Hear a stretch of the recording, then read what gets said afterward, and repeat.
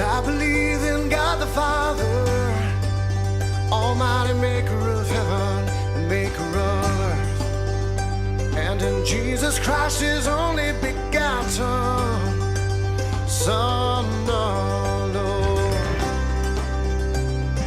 He was conceived by the Holy Spirit, born of the Virgin Mary, suffered under Pontius Pilate. He was crucified and dead and buried. And I believe what I believe is what makes me who I am. No, I did not make it. No, it is making me. It is the very truth of God, not the invention of any man.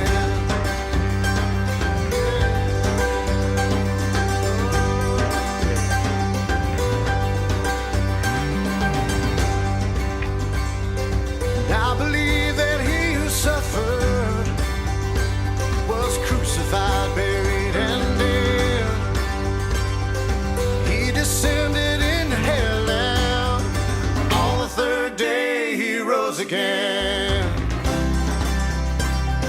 He ascended into heaven, where he sits at God's mighty right hand. I believe that he's returning to judge the quick and the dead and the sons of men. And I believe what I believe is what makes me who I am. But I did not make it. No, it is making me. It is the very truth of God, not the invention of any man.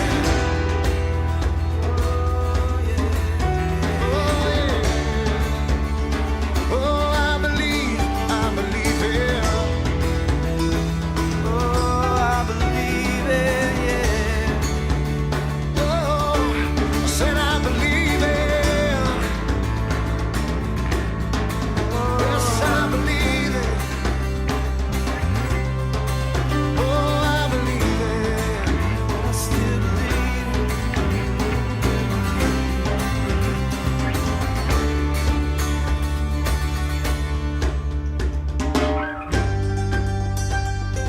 I believe in God the Father, Almighty maker of heaven and maker of earth, and in Jesus Christ, his only begotten Son, the Lord. I believe in the Holy Spirit, one holy church, the communion of saints, and the forgiveness of sin. And I believe in the resurrection. Lord, I believe in a life that never ends. I believe what I believe is what makes me who I am. And I did not make it. No, it is making me. No, I did not make it. No, it is making me. No, I did not make it. No, it is making me. And it's the very truth of God and not the invention of any man. I believe it. I believe, and I believe it. Oh, I believe it. Oh, Lord, we believe it. I believe, I believe. I believe.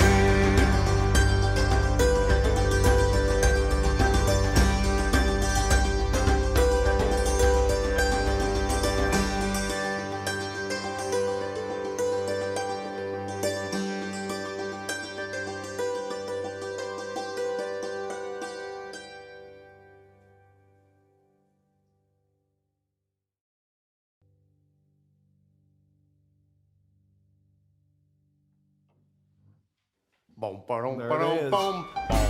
Yeah. That's great. I'm glad we got the parts down, dude. Good job. Bon matin. Bienvenue à l'Église du Havre. Bienvenue à cette série auquel on ouvre ensemble la parole de Dieu et on est dans Hébreux. On a débuté une série la semaine passée sur l'Épître aux Hébreux. Jésus est plus que tout. Au travers de cette série, on va voir comment Jésus est supérieur, que ce soit de par son sacrifice, de par son œuvre à la croix, mais aussi de par qui il est, par ce qu'il fait et aussi ce qu'il offre aussi comme salut. Donc, au travers les prochaines semaines, on va parler de Jésus. Fait que si vous désirez entendre parler de Jésus, vous êtes à la bonne place. Préférablement ensemble ici, ou encore en ligne pour ceux qui ne peuvent se rendre ou encore pour différentes raisons. Mais soyez les bienvenus à cette série. Ce matin, on va toucher un sujet un peu plus... on poursuit, mais un sujet que on va remettre ensemble ça dans le contexte. Mais en même temps, on va s'apercevoir que même si on parle des personnages qu'on a l'impression qu'aujourd'hui font partie d'un folklore, on est peut-être un peu plus attaché à eux en tant que société que supposé, ou encore qu'on devrait. Parce qu'on vit dans un monde qui est en quête de spiritualité, puis j'oserais dire de spiritualité à la carte. Lorsqu'on prend un menu puis qu'on choisit qu'est-ce qu'on veut déguster, qu'est-ce qu'on veut manger, on choisit ce qu'on aime, puis ça emmène ce que ça vient avec ses joies et ses peines. mais le sujet de ce matin, les anges, on peut dire que il y en a beaucoup qui vont piger dans ce domaine-là, puis ça fait partie de leur croyance spirituelle, puis quand tu es en quête de spiritualité, c'est comme si de croire une partie des anges, qu'est-ce qui se passe avec les anges, puis tout ça, c'est comme si ça amène à ta spiritualité. Parce que justement, ces êtres-là continuent à apparaître, que ce soit dans des émissions de télé, des séries, des films, des romans, des histoires, et même dans notre, je pourrais dire dans nos, le mot est un peu fort, là, mais nos cartes mortuaires, nos souhaits, lorsque quelqu'un décède, c'est un petit ange, un ange qui est parti, qui est maintenant au ciel, puis on n'a pas trop, on sait pas trop c'est quoi un ange exactement. Puis, mais on a l'impression que c'est quelqu'un qui maintenant, ou c'est quelque chose, c'est un être qui vient en aide aux personnages qui vont vivre différentes difficultés. C'est pour ça qu'on aime entendre lorsque on a un proche qui décède de dire c'est comme un ange qui veille sur nous. Mais c'est pas d'hier que les gens cherchent en quelque sorte des guides spirituels, qui cherchent quelque chose qui va les protéger, un être au-dessus, un médiateur, quelqu'un qui cherche justement quelqu'un qui va quelque chose qui va nous consoler, qui va nous donner un petit coup de main. Puis on est prêt à chercher partout, sauf en celui qui nous a été donné. Jean 14, 6, on peut lire ceci. « Je suis le chemin, la vérité et la vie. Nul ne vient au Père que par moi. » Et ça, c'est Jésus qui parle. Jésus est celui qui veut être ce médiateur et celui qui veut être le chemin, la vérité et la vie. Et même 1 Timothée 3,6, 1 Timothée 2, chapitre 5, 1 Timothée, chapitre 2, versets 5 à 6, on a Paul qui parle ici à Timothée parce qu'il rappelle à Timothée, car il y a un seul Dieu et aussi un seul médiateur entre Dieu et les hommes, le Christ Jésus, homme. Il s'est donné lui-même en rançon pour tous. Et Pierre qui dira dans un discours qui nous est rapporté dans Actes 4.12, que Jésus est le seul nom qui nous a été donné au-dessus de tous les noms, parmi lesquels, c'est le seul nom qui nous a été donné parmi lesquels on peut avoir le salut. Chez les croyants, le thème des anges, il suscite beaucoup de questions chez les uns. On ne sait pas trop c'est qui, on se pose des questions, puis on est un peu curieux. Il y en a d'autres que ça emporte trop d'intérêt. Puis pas juste les anges, mais par rapport au diable, par rapport aux démons, il y en a qui vont porter trop d'intérêt à ces gens, à ces créatures-là, ces créatures célestes. Puis, il y a à l'opposé, il y en a qui vont vivre une sorte d'indifférence par rapport à ces personnages, par rapport à ces êtres, par rapport aux anges. Puis souvent, on se dit, c'est indifférent, c'est quoi un ange? Pas important. La semaine passée, on a débuté justement notre série dans l'Épître aux Hébreux, que Jésus est plus que tout. Et ce matin, on va, en fait, la semaine passée, si je vous fais un léger résumé, c'est qu'on voyait que Jésus était le Fils. C'est celui qu'on a contemplé comme Fils, qui était la révélation finale de Dieu. On avait eu des prophètes qui nous avaient amené une certaine révélation, des écrits, toutes sortes de choses. Nos pères. Puis Dieu avait parlé de différentes manières. Mais dans les derniers temps, il a parlé par le Fils, Jésus. C'est ce qu'on avait vu la semaine passée, qui était aussi l'agent créateur, Jésus. Il était celui qui était la représentation parfaite, c'est-à-dire, il était Dieu. Il soutenait la création, il était aussi assis à la droite, il régnait, toutes choses étaient sous ses pieds, puis il soutenait toutes choses. Mais à partir du verset 4, il y a une notion de la première supériorité du Fils qui nous est amenée dans notre texte, et c'est celle sur les anges. Les versets 4 à 14 qu'on va lire dans le chapitre 1 d'Hébreux, en fait c'est le restant du chapitre, ils n'ont pas pour but de nous donner un exposé détaillé sur la nature des anges ou les fonctions principales des anges, puis c'est quoi leur hiérarchie entre eux, puis comment ils fonctionnent.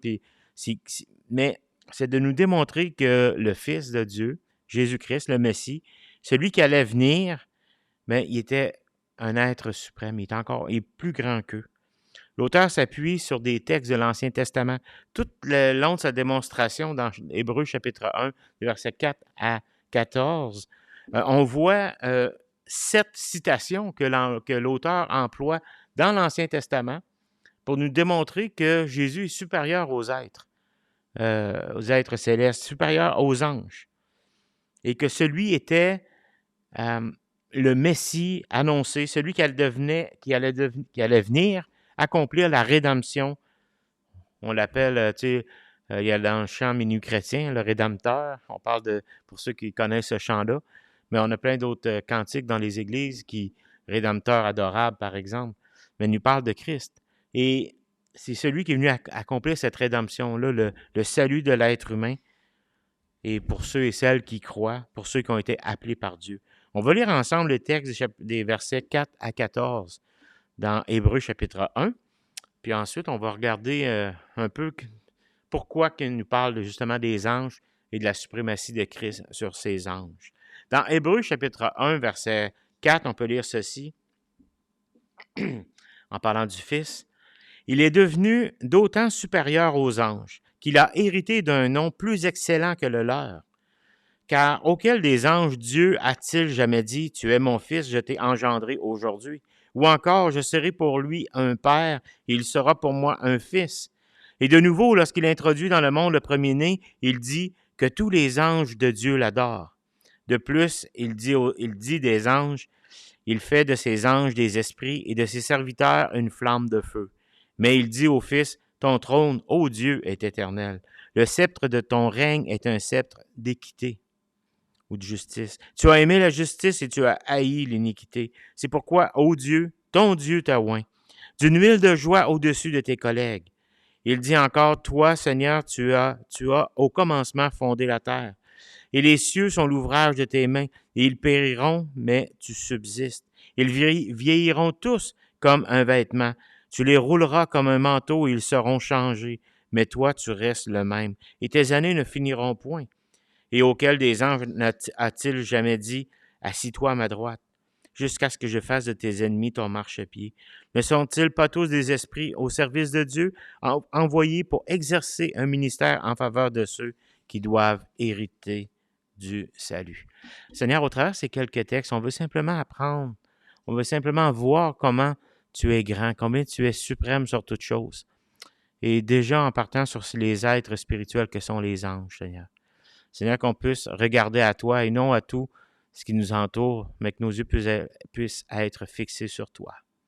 Toi le seul, toi le vrai, toi le seul Dieu. Amen. Dans ces 11 versets-là, le Fils nous est présenté comme supérieur aux anges sous 3 angles. Et le premier angle dans lequel il nous est présenté comme étant supérieur, c'est que Jésus est l'objet de leur adoration, les versets 4 à 6. Avant de commencer à citer l'Ancien Testament, l'auteur affirme que le nom dont le Fils a hérité est bien différent de celui des anges. Son nom est relié à son identité de fils. Jésus n'est pas appelé fils parce qu'il a été adopté par le Père, mais il était Dieu avant la création, un avec Dieu, de la même nature puis de la même essence que le Père, mais en tant que fils. Fils étant un titre honorifique, étant un titre, tout comme il est héritier de Dieu, il possède toute chose est sous ses pieds en tant que fils. Mais ce n'est pas le cas des anges. Ils étaient puis ils demeurent toujours des créatures de Dieu. Dans la Bible, il y a environ 270 et plus, là, parce que ça dépend des fois le mot que tu vas utiliser, là, mais environ, mettons, 270 et plus, références qui sont directement reliées au sujet des anges. Anges, envoyés, esprits. Il y a un peu de... il y a quelques synonymes qui sont utilisés. Mais il en ressort que de toutes ces citations-là, c'est toujours Dieu qui les a créées. Et ils sont toujours été utilisés pour adorer Dieu, pour le servir. Et en fait, comme nous devons le faire. Les anges apparaissent sous différentes formes. Ils sont à la fois spectateurs de ce qui se passe ici-bas. Ils sont aussi participants au plan de Dieu pour l'humanité. Les anges nous sont montrés comme ayant des émotions. Luc nous dira, Luc 15, 10, « Il y a de la joie devant les anges de Dieu pour un seul pécheur qui se repent. » Les anges expriment une joie vive, des émotions. Mais pourquoi l'auteur prend-il presque tout un chapitre au début de sa lettre pour nous démontrer que Christ est supérieur aux anges?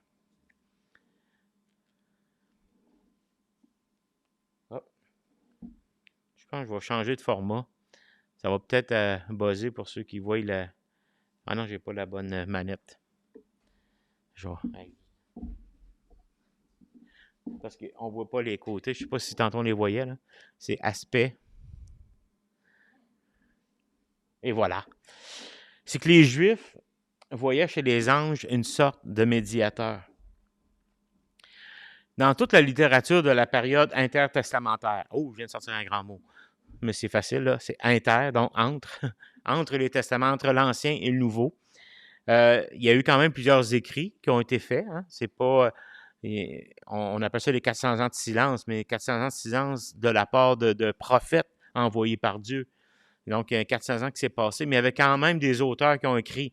On pense aux Maccabées, qui sont des livres très utiles parce qu'ils nous rapportent l'histoire, justement, de Maccabée, de la révolte de Maccabée, entre autres.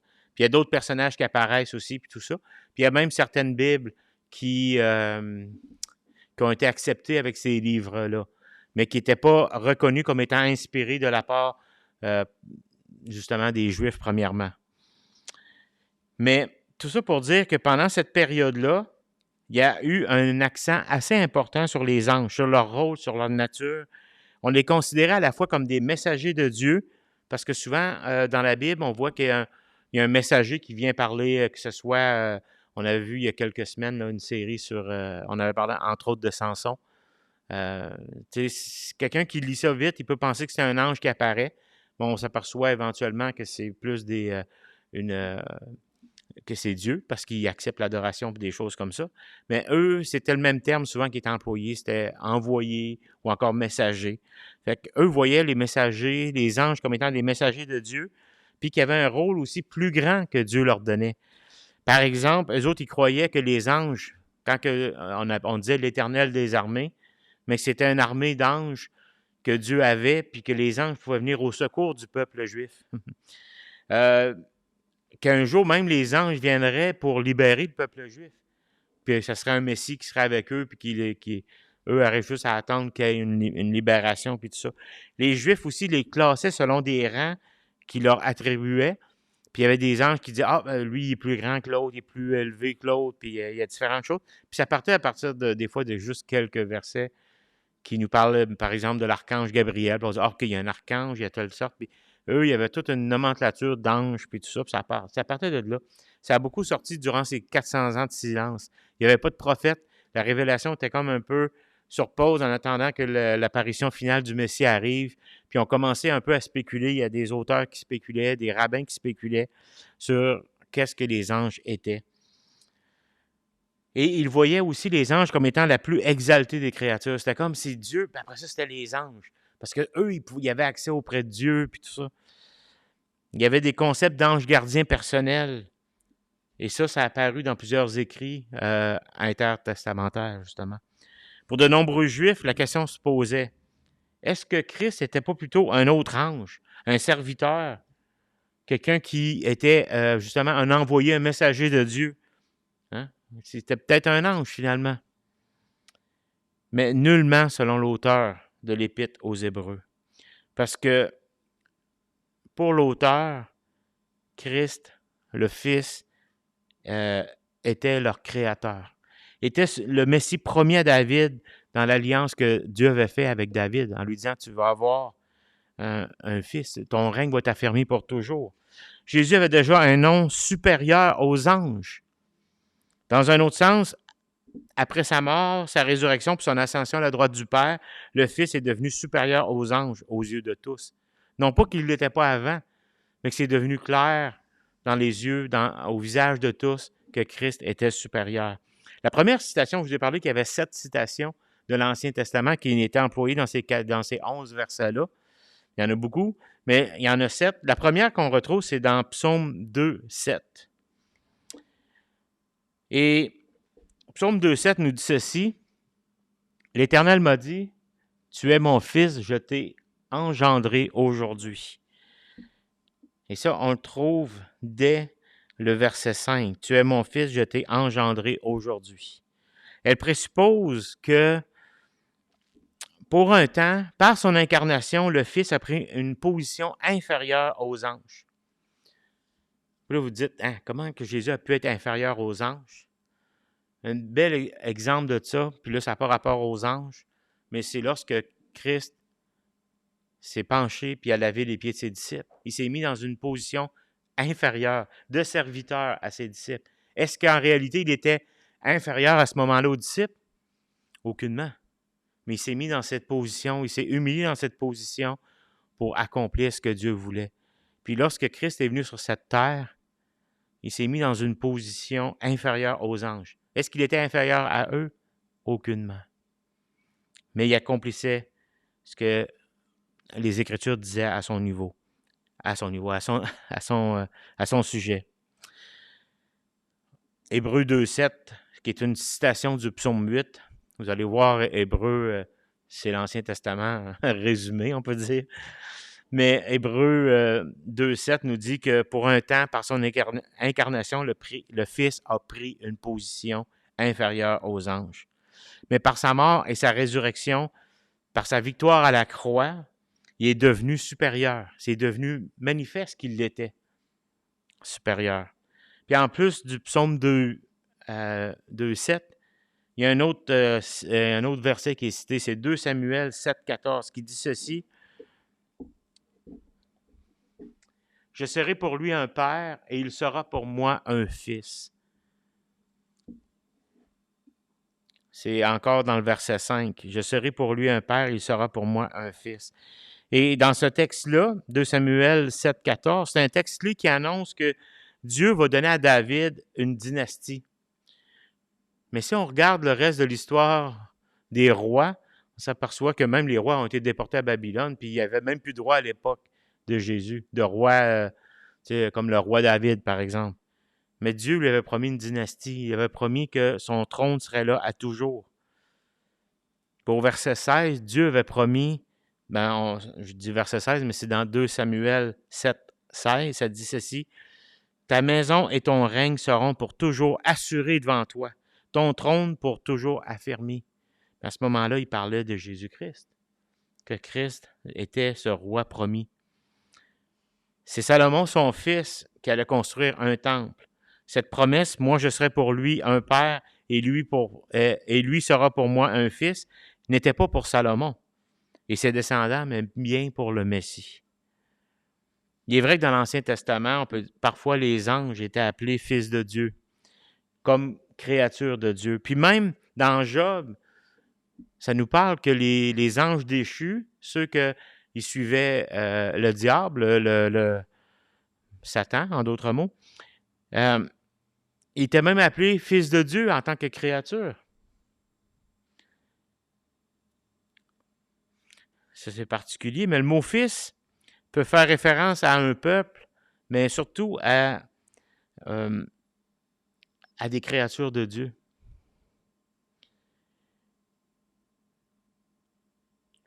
Mais ici, lorsqu'il parle du Fils, il parle d'une promesse qui est faite à David, mais il parle dans un sens de toutes les promesses, toutes les prophéties qui venaient à ce sujet-là, puis toutes la descente, que tout lui était remis entre les mains. David et Salomon sont des types de Christ, c'est-à-dire des figures, des modèles d'un autre personnage plus grand. Et Jésus est supérieur aux anges parce qu'il est le seul roi ultime promis. Il dépasse tout ce que les anges peuvent faire. Lui seul pouvait réaliser et être cette anticipation de Dieu. Au verset 6, on a la troisième citation. Une citation qui est tirée du psaume 97,7 lorsqu'il dit que tous les anges de Dieu l'adorent, que tous les anges se prosternent devant lui. Ici, encore là, dans le texte, si vous allez dans l'original, il y a des versions qui vont parler que tous les dieux se prosternent devant lui. Ça va dépendre de la traduction qui a été utilisée, mais souvent, c'est le même mot. C'est pas Dieu dans le sens de seul vrai Dieu, là, mais Dieu dans le sens de créature céleste. Ce Fils est le premier-né, est adoré par les anges. Ce ne sont pas eux qui doivent être adorés, mais Dieu seul. Un bel exemple qui nous est donné, c'est dans Apocalypse. Peut-être vous connaissez cette histoire. C'est l'apôtre Jean, il se courbe pour adorer un ange. Ne sachant pas trop c'était qui, c'est lui qui emmène la révélation, qui lui parle, qui lui montre les choses, puis lui dit voici ce qui va arriver, puis tout ça. Puis Jean, il se prosterne devant lui, devant la Nouvelle Jérusalem, puis il voit tout ça, puis il est tout émerveillé, puis il se prosterne devant l'ange. Mais l'ange lui dit à ce moment-là, je ne sais pas si je l'ai mis, oui. Garde-toi de le faire. Je suis ton compagnon de service et celui de tes frères, les prophètes, et ceux qui gardent les paroles de ce livre. Adore Dieu.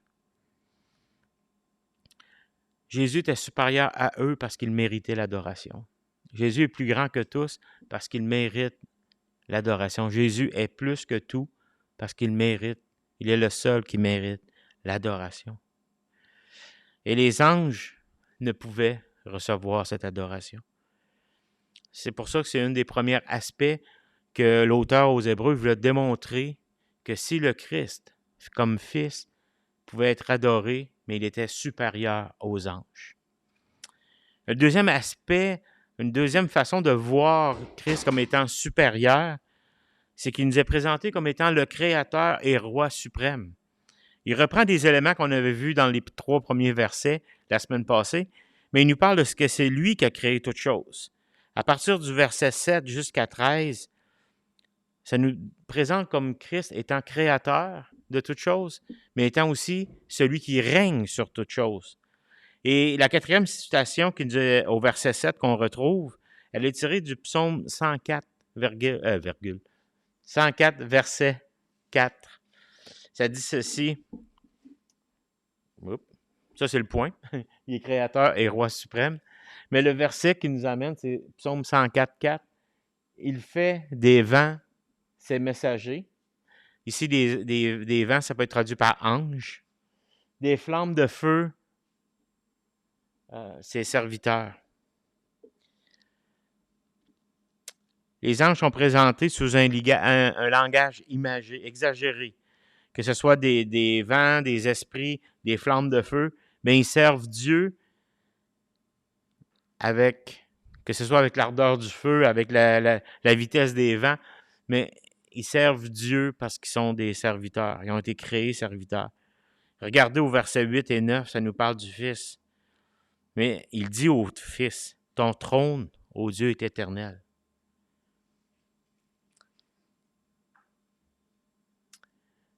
Les uns sont serviteurs, mais l'autre règne. La cinquième citation, c'est Psaume 45:7 qu'on retrouve. Et Psaume 45, c'est un poème un peu d'amour envers le roi, mais c'est un proverbe, voyons, je ne le dirai pas, c'est un psaume dit prophétique. C'est-à-dire qu'il parle de Jésus en prenant, comme tantôt je vous ai dit que David était un type de Christ, c'est-à-dire un exemple, quelqu'un on pourrait comparer David comme étant un roi, mais le roi suprême, c'est Dieu. Fait que David était un type de Christ. Puis le psaume 45, c'est comme un psaume d'amour envers le roi, que tout notre amour et notre attention devrait être portée envers le roi. Mais ultimement, il voulait parler du roi comme étant Jésus-Christ. Et il dit ceci au psaume 45:7. Ton trône, ô Dieu, est à toujours. Le sceptre de ton règne est un sceptre d'équité. Là, on s'aperçoit que lorsqu'il parle de David, il s'adresse en parlant à David, mais il parle du roi éternel. Il parle de Christ. Comme nous le voyons souvent ailleurs, particulièrement dans Apocalypse 4 et 5, les anges sont autour du trône, mais c'est le Fils qui est sur le trône. Les anges sont envoyés, mais c'est le Fils qui est le Dieu incarné, le Messie au loin de l'Éternel qui est assis sur le trône. Et cette image ou ce langage d'onction, avec une huile d'allégresse, c'est utilisé pour décrire l'acte par lequel le Fils est investi de la royauté, qu'il est intronisé comme étant le roi. C'est une acclamation triomphale qui nous parle que l'auteur justement de l'Épître aux Hébreux applique au Fils et non aux anges. Et ça nous amène à la 6e citation qu'on retrouve dans les versets 12 à 17. Et ça, c'est tiré du psaume 102, 25 à 27. Hébreu nous donne une belle leçon. Quand on veut argumenter des choses, lorsqu'on veut parler de Dieu, la meilleure façon d'en parler, c'est de la façon dont il se révèle dans sa parole. Et psaume 102, 25 à 27, ça nous dit ceci. Je dis, mon Dieu ne m'enlève pas au milieu de tous mes jours. Toi dont les années durent éternellement, tu as anciennement fondé la terre et les cieux sont l'ouvrage de tes mains. Ils périront, mais tu subsisteras. Ils s'useront tous comme un vêtement. Tu les changeras comme un habit et ils seront changés.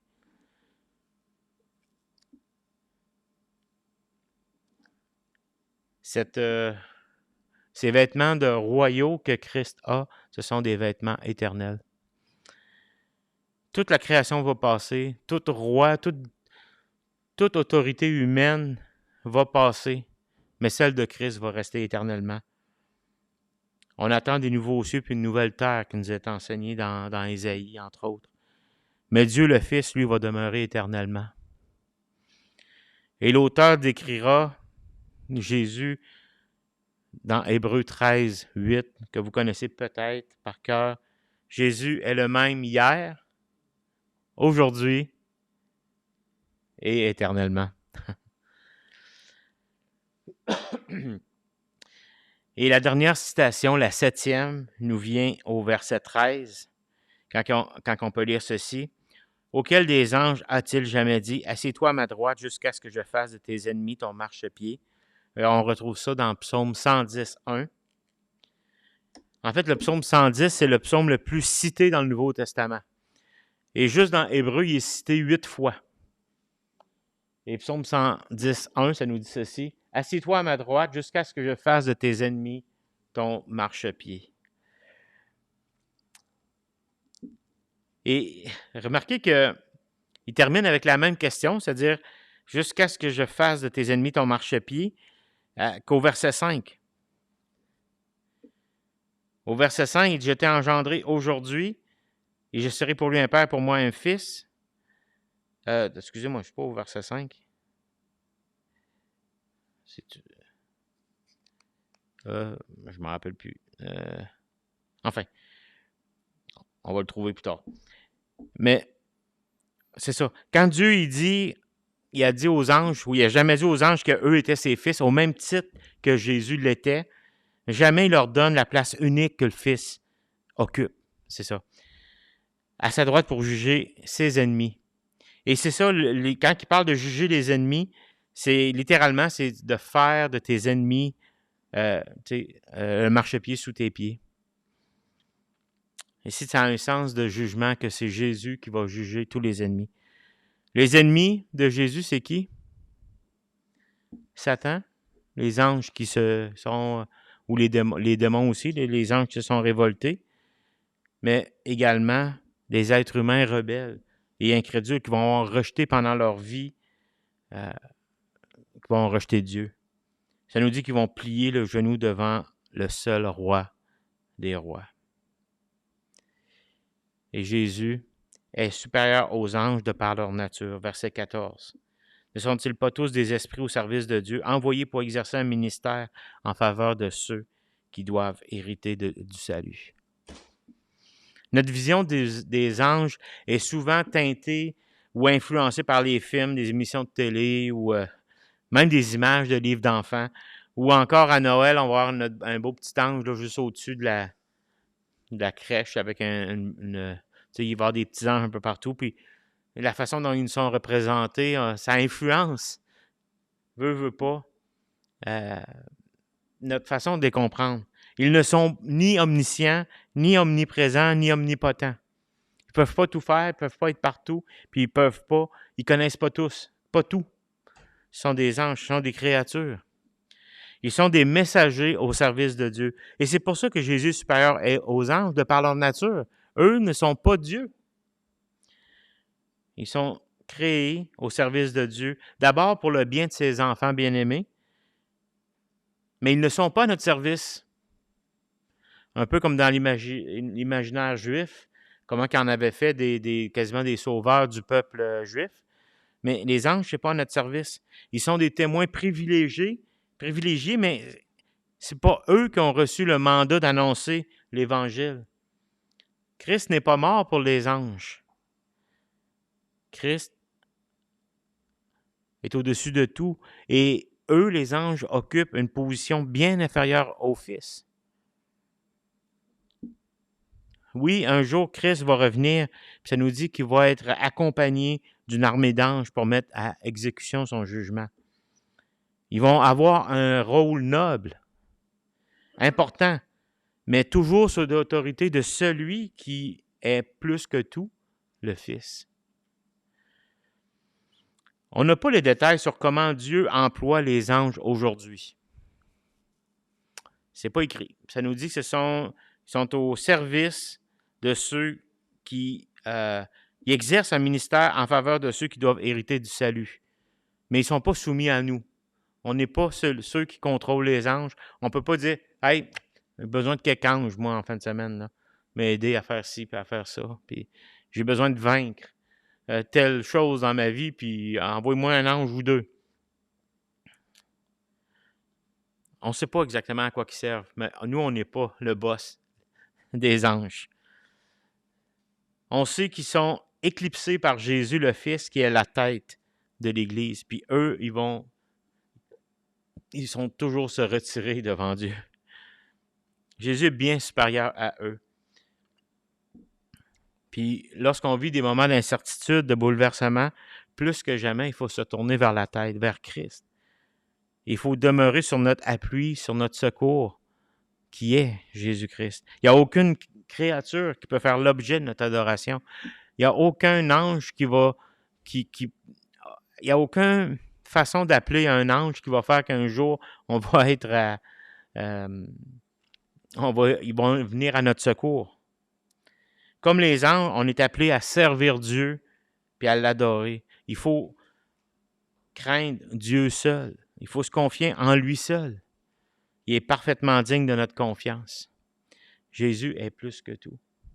Puis dans ce texte-là, la première chose que l'auteur voulait nous démontrer, c'est que même les créatures célestes, comme les anges, qui ont un accès privilégié auprès de Dieu parce qu'ils sont, leur place est libre devant Dieu, parce qu'ils ont même un ministère noble, ils sont au service de Dieu, ils le voient constamment de leurs yeux, mais ne sont pas plus grands que le Fils. Au cours des prochaines semaines, on va aller encore plus loin dans différents autres domaines, que ce soit face à la loi, parce que souvent il est appelé Moïse, mais face au sacrifice, face au sacrificateur, on voit que Christ est le plus grand de tous. Terminons en priant. Merci Seigneur de ton amour. Merci d'être venu sur cette terre, puis de t'avoir fait pour un temps inférieur aux anges. Non pas que tu l'étais, mais parce que Seigneur, tu as pris cette position pour donner ta vie en rançon de nos péchés. C'est toi qui es le Rédempteur, c'est toi qui es le Sauveur. Seigneur, on ne veut pas passer par aucune autre créature pour avoir cet accès auprès de toi. On veut passer par le Fils, celui qui est le chemin, la vérité et la vie. Merci d'être présent, d'être là, et merci d'être au-dessus de tout. Et dans le bon nom de Jésus-Christ, que nous te prions. Amen. Amen. Bonne semaine.